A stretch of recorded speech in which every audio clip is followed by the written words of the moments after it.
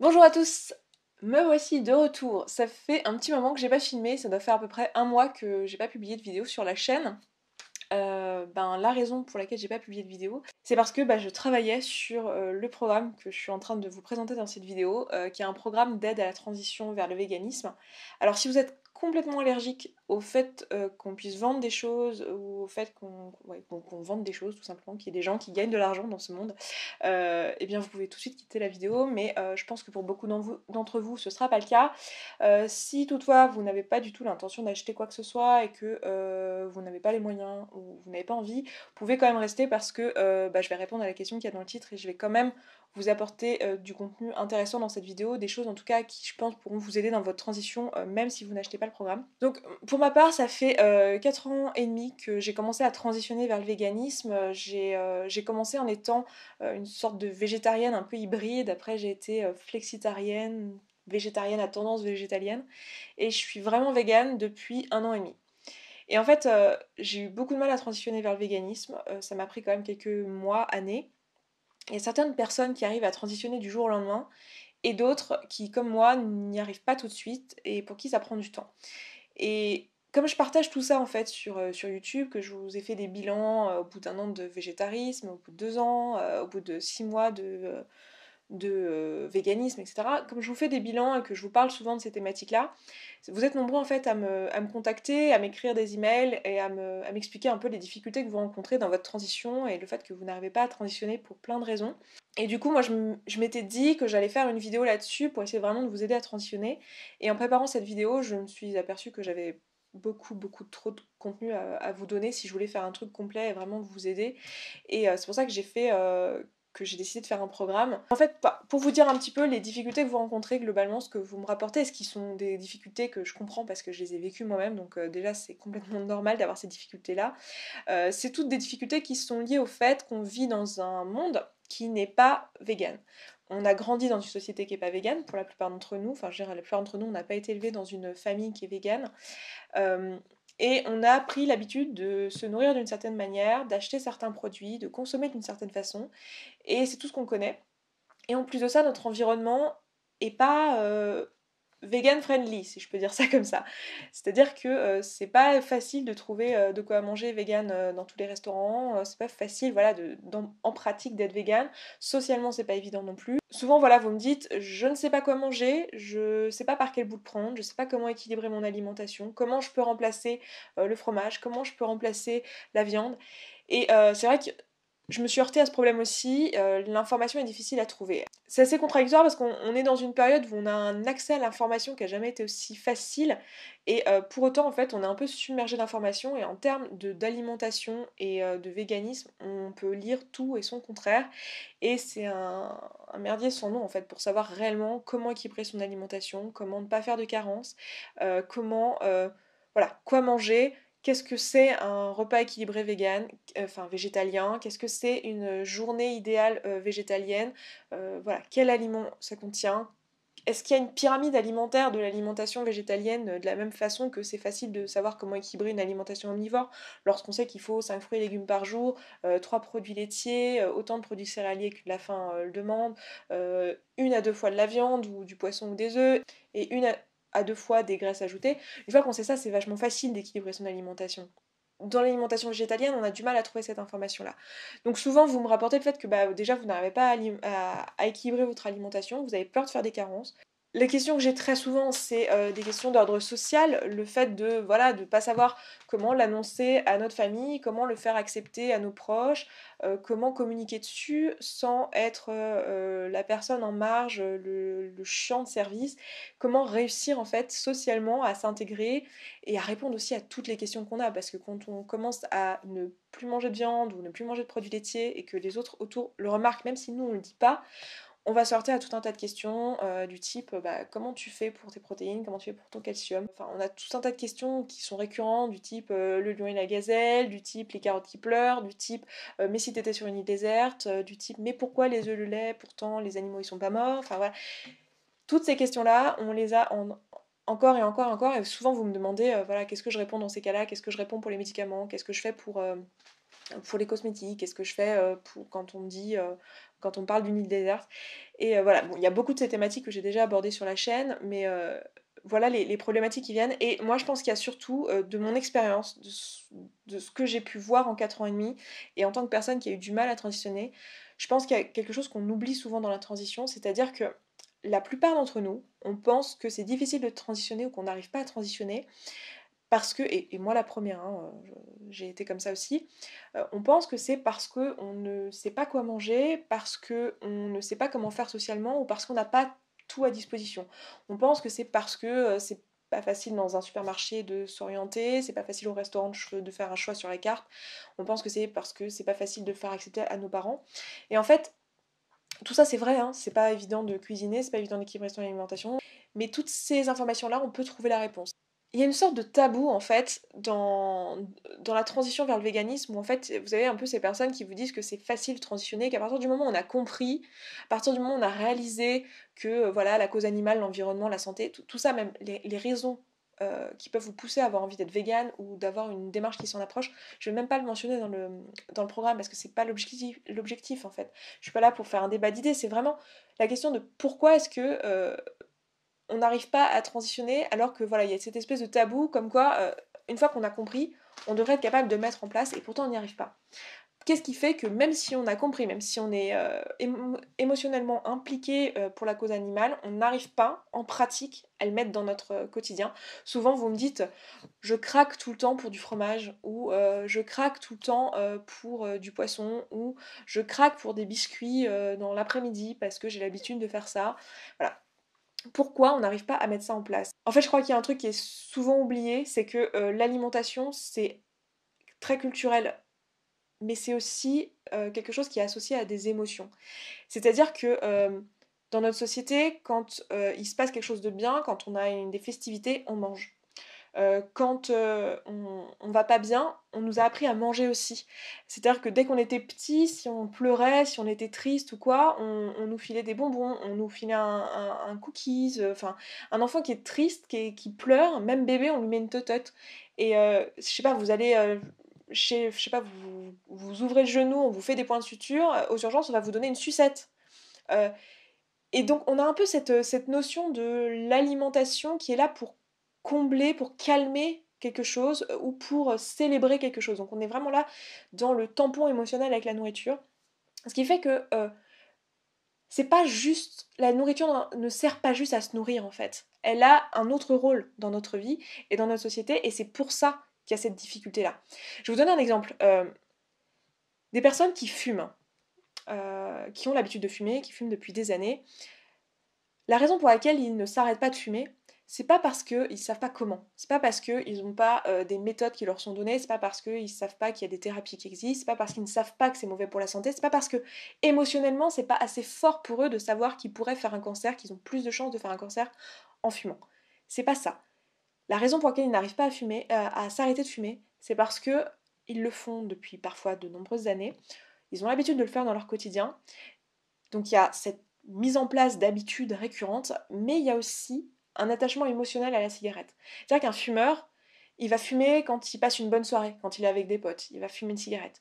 Quand il est stressé, quand il est impatient ou quand il a une émotion négative, il va se mettre à fumer une cigarette. Quand il a eu un bon repas et que il a passé un bon moment, pareil, il va fumer une cigarette.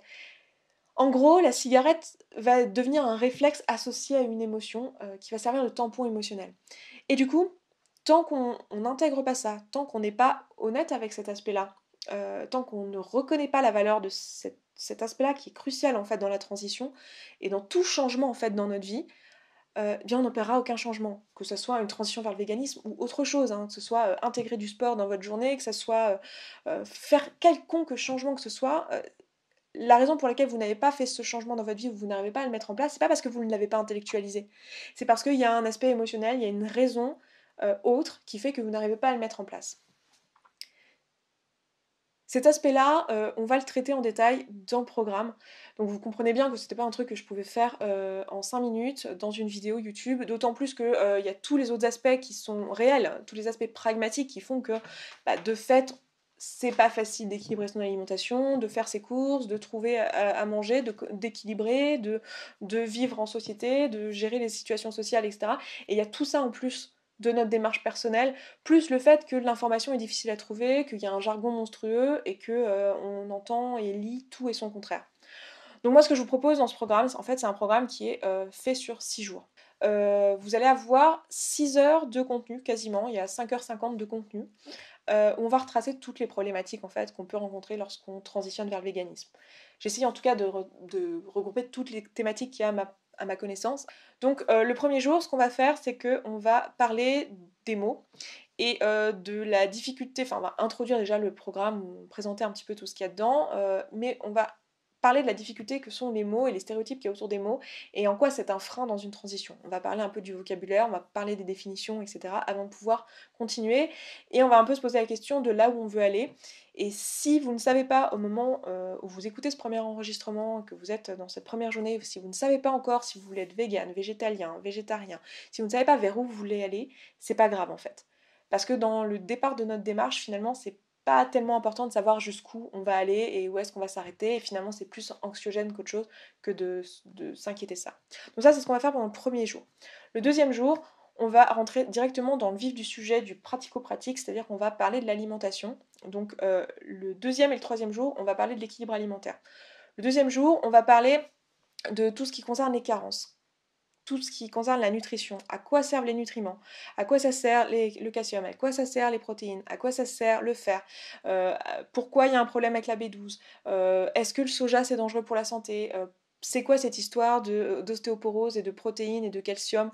Voilà, on va parler de tous les nutriments, en tout cas ceux qui sont impliqués enfin ceux qui sont importants lorsqu'on transitionne vers le véganisme ou le végétarisme, hein, on ne parlera pas forcément que d'une alimentation végétalienne. Tous ces nutriments voilà, qui sont importants. On va parler aussi de toutes les idées reçues, que ce soit de la communauté végane ou de la communauté omnivore, quelles sont les idées reçues qu'il y a en termes d'alimentation, quels sont les amalgames qui sont faits, et réellement quelles sont les problématiques à prendre en compte et les vrais risques de carence. On va parler notamment de la B12. Dans le troisième jour, sur la base de ça, une fois qu'on aura parlé de tous les nutriments, on pourra introduire la pyramide alimentaire végétalienne.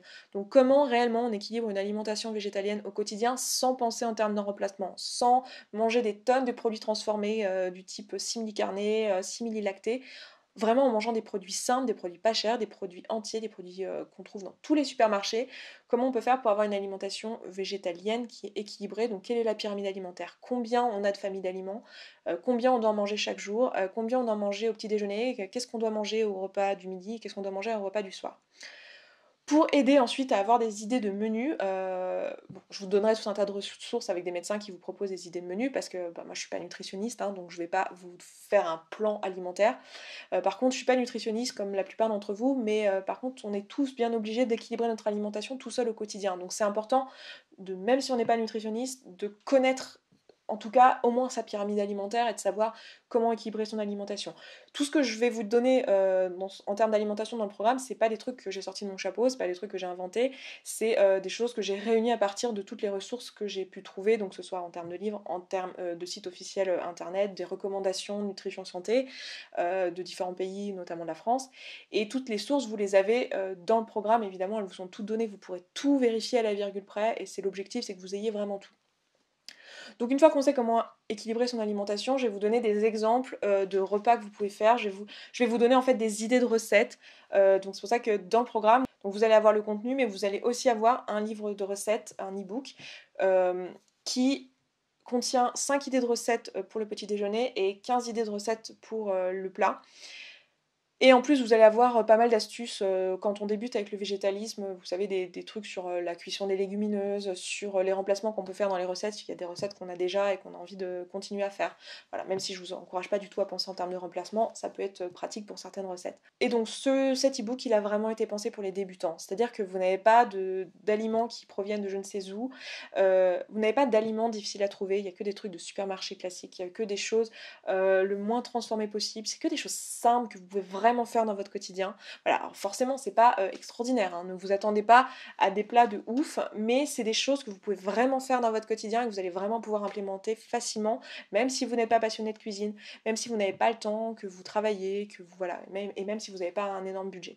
Dans cette journée-là, c'est la journée la plus dense. On va aussi parler du coup, de comment donc appliquer sa pyramide alimentaire à la maison, du coup, avec le livre de recettes, etc. Mais aussi comment l'appliquer à l'extérieur, comment manger à l'extérieur, si on doit manger tous les midis en cantine, enfin en restauration collective, si on doit manger tous les midis au restaurant à l'extérieur, si on est pas mal en déplacement, comment on fait quand on a besoin de prendre l'avion, quand on a besoin de prendre le train et qu'on a à notre disposition qu'un relais, qu'on est dans une gare et qu'on a un relais, un pôle et un McDo, comment on fait?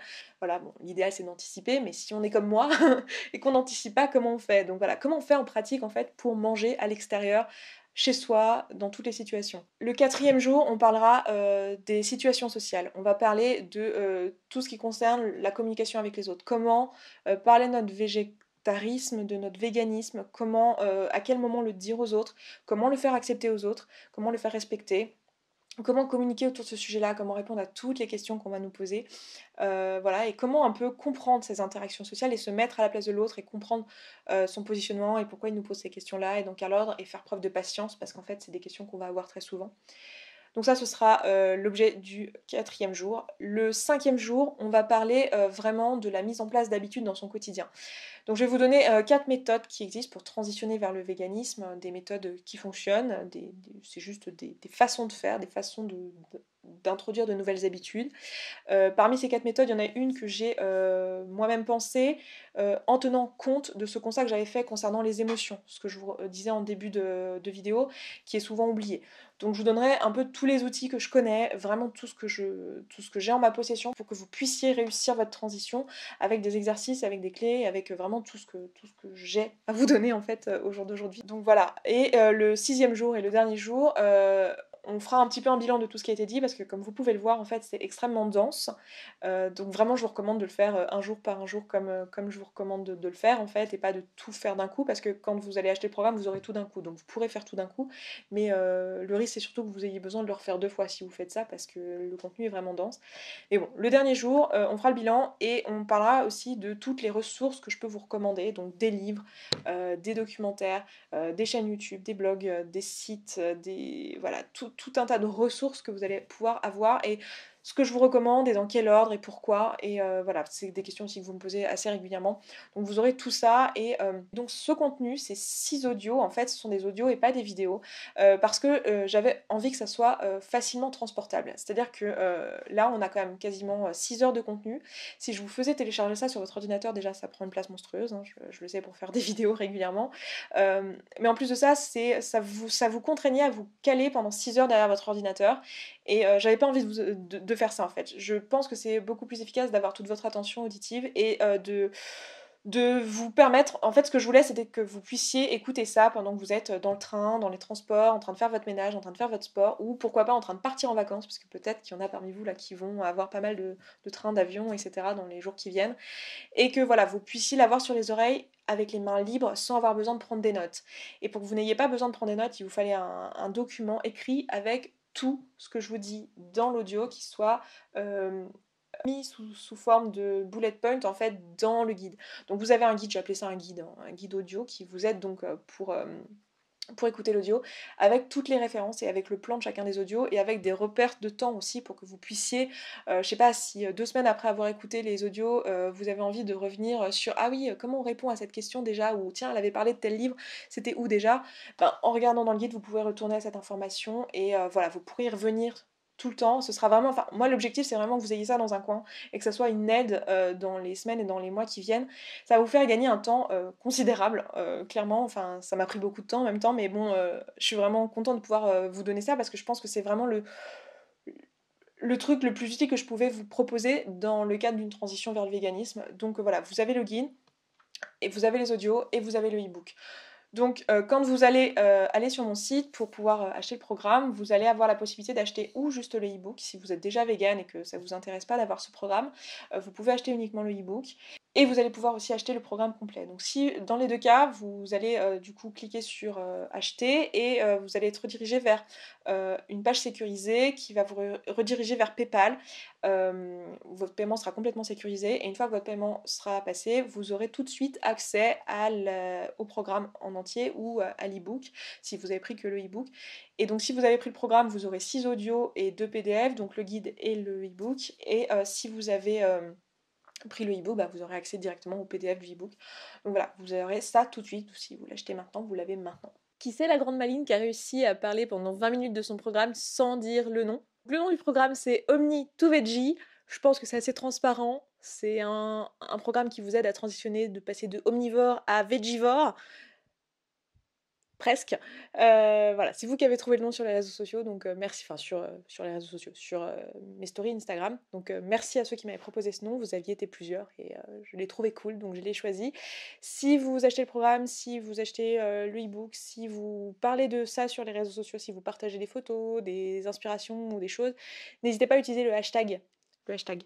Je tiens le micro dans la main, donc c'est pas pratique de faire hashtag, mais utilisez le hashtag s'il vous plaît, ça sera cool, ça me permettra de retrouver les photos, de retrouver vos inspirations et voilà. Je sais très bien que les personnes qui achèteront ce programme, leur argent sera très vite rentabilisé parce que ne serait-ce que par l'économie d'acheter 15 000 bouquins, de ne pas réussir à trier les informations, là vous aurez tout condensé. Donc j'ai mis en place un prix promotionnel là juste pour le lancement parce que je sais que dans les premiers jours, les personnes qui regardent mes vidéos, c'est vraiment des personnes qui sont assidues, qui regardent tout le temps et à qui mon contenu tient à cœur et qui sont vraiment fidèles, donc j'avais envie de les remercier en fait quelque part. Donc, cette promotion sur le lancement, elle sera valable uniquement jusqu'au 1er août, donc jusqu'à mardi, et après elle sera plus valable et il n'y aura plus jamais de promotion sur le programme parce que bah, il est déjà à un prix vraiment très bas, donc voilà, il n'y aura plus de promotion, donc si vous voulez en profiter c'est vraiment maintenant. Donc je vous dis bah du coup à tout de suite dans le programme, sinon on se retrouve sur les réseaux sociaux et on se retrouve très vite dans une prochaine vidéo qui sera une vidéo tout à fait normale. Donc voilà, je vous embrasse, je m'arrête là et je vous dis à très vite et en attendant, passez un bon dimanche. Ciao ciao.